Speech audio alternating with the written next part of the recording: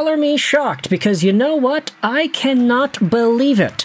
The Vancouver Canucks just went out there on home ice against the Vegas Golden Knights, one of the best teams in the Pacific Division. Which, let's be honest, that's not really saying much. But the Canucks played the Golden Knights in Rogers Arena and put up 11 shots on goal, and they only lost by 1. In fact, they had the lead 1-0 in this game in the second half of the contest. Nikita Tolopilo really hung in there. This was a pretty entertaining and interesting game, if I do say so myself, as the Canucks ended up losing 2-1 to the Vegas Golden Knights on home ice. The Knights could not score on Vancouver's empty net. The Canucks could not score or really do much on Vegas's defense, and Carter Hart, he only had to make 10 saves in this game. So, yeah, wasn't really the most active night for the Vegas Golden Knights goaltending, but the Canucks, either way, they have the opportunity to walk out of this one with their heads held up high because they only lost by 1. That's it. Like, there are a number of games where the Canucks don't show up, and they don't shoot the puck, and they can't get any opportunities, and they lose by like 3 or 4 or 5. This time, they just lost by 1, and at the very least, if it's a 1-goal game, you do have the right to say it was close. Even though shots-wise, the Canucks got totally outchanced, and even though, if you look at the deserve-to-win-o-meter, the Canucks had a 12% chance of winning this hockey game. Yeah, Vegas definitely deserved to win this one. It was not even close, but the real closeness of the game can be determined by the actual goals themselves. Now, before we dive into where issues can arise, if that is your philosophy on running a hockey team, I did want to just give some props to Max Sasson. Out of all the Canucks that went out there and actually showed up tonight, Nikita Tolopilo included, you did have Max Sasson scoring his 13th goal of the season, Vancouver's 5th shot of the game, more than halfway through the game itself. As Sasson gets the pass from Teddy Blueger, he drags it, and then he shoots, he scores, he beats Carter Hart. Yeah, that's right, Carter Hart let in the 5th shot of the game over halfway through the entire contest, so whoop-de-doo. The Vancouver Canucks, though, after having the lead for a very brief moment in time, losing the lead because Brayden McNabb tied it, and then seeing Cole Smith score to make it 2-1 in the third period, there are a number of conversations that you can bring up about the quality of this Vancouver Canucks team, and how this boils down to the folks in charge. Because at the end of the day, the way the Canucks play is determined by the coach. It's also determined by the personnel in the team, the actual talent level, the skill that these guys can bring every single night. You have the GM who is in charge of putting together this group of guys. You have the coach who is in charge of directing these guys on the ice.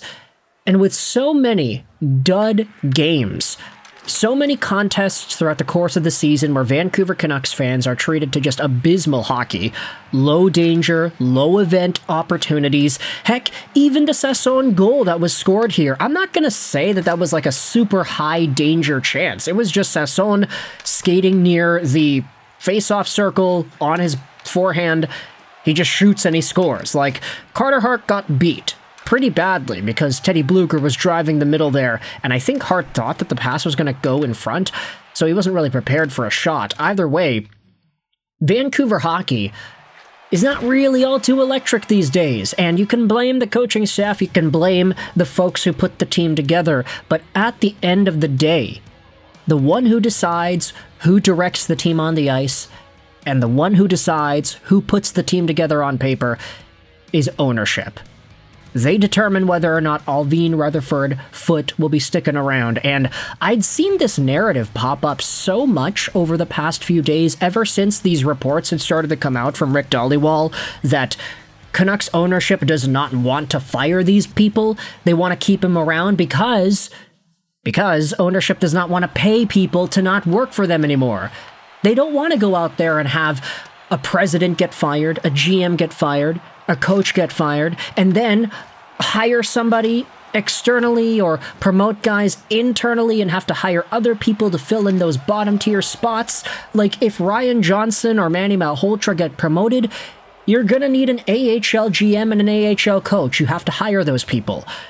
Salary-wise, you can say that just promoting a guy from within is a lot cheaper than hiring externally a Patrick Waugh or a Bruce Cassidy or whomever.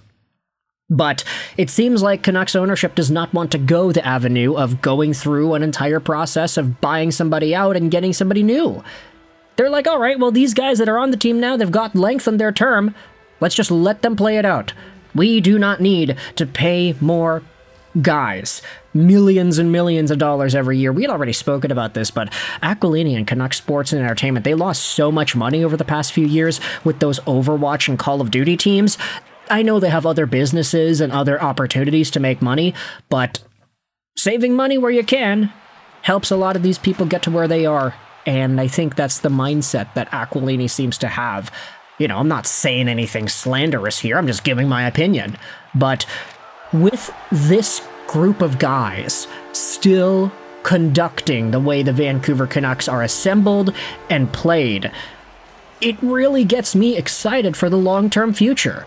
Because there's no positive from the way the Canucks have played this season.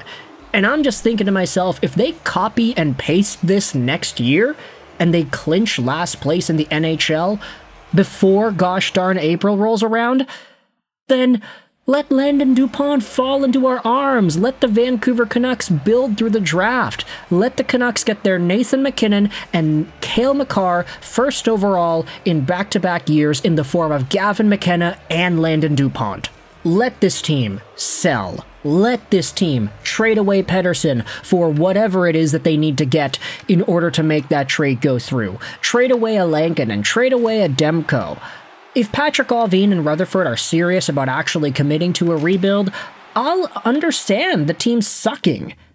I get that there is an argument to bring in Manny Malhotra because you want to give young coaches that have the opportunity to be great coaches their reps. And you would prefer to see a guy like Malhotra coach an NHL team with a group of guys that he can projectably see as long-term fits for his team.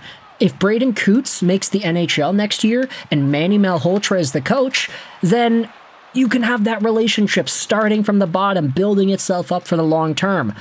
But devil's advocate, the Canucks will be allowed to send Braden Coots to the AHL next year because of that new rule that's being put in place. Maybe keep Malhotra down with the Abbotsford Canucks and have Braden Coots there. If Toronto comes knocking on Malhotra's door and they say, hey, we don't really like this Craig Berube guy anymore, Manny, come over here, then maybe there is danger there. I can understand that element to it. But at the end of the day, the Vancouver Canucks sucking for another year, I honestly am willing to accept it. And I know it's easy to say that because we're at the end of this 25-26 season that's been so bad, and it's like, oh, you just got to do it again. It's going to hurt. It's going to hurt waiting another full year to see the Vancouver Canucks torture their fans and to see ticket prices not going down, to see this team still penny pinching as much as they can. The Canucks have been a very unlikable team from the way they do their business over the last few years. I'm not talking about the players themselves. I'm not talking about JT Miller or Tyler Myers or Connor Garland or DeBrusk or Petey or whomever it is that you want to say is a likable dude. I'm talking about the way the team and the organization does their business. And whether or not you subscribe to the idea that that business and the way they've conducted it is the reason why Quinn Hughes left, oh, he saw them mistreat Boudreau, and then he saw them mistreat the Pedersen-Miller thing, and then he saw them do all this stuff, and now he wanted out. Like, whether or not that is valid in your opinion, I do think it illustrates a bigger point that this is just how the Canucks have been perceived. And now we're looking at this team like, hey, you can't get more than 11 shots in a game. It was a close game, score-wise, but you got dominated in terms of possession, offensive opportunities, and zone time. The Canucks could not do anything against Vegas tonight, and I honestly do think that it's best for business if they do continue sucking like this. So you can let me know your thoughts in the comment section below. Rutherford, Allvin, Foote, Canucks, Vegas, thoughts in the comment section below. Shout out to Max Sasson for scoring the goal. I hope you enjoyed this video. And bye.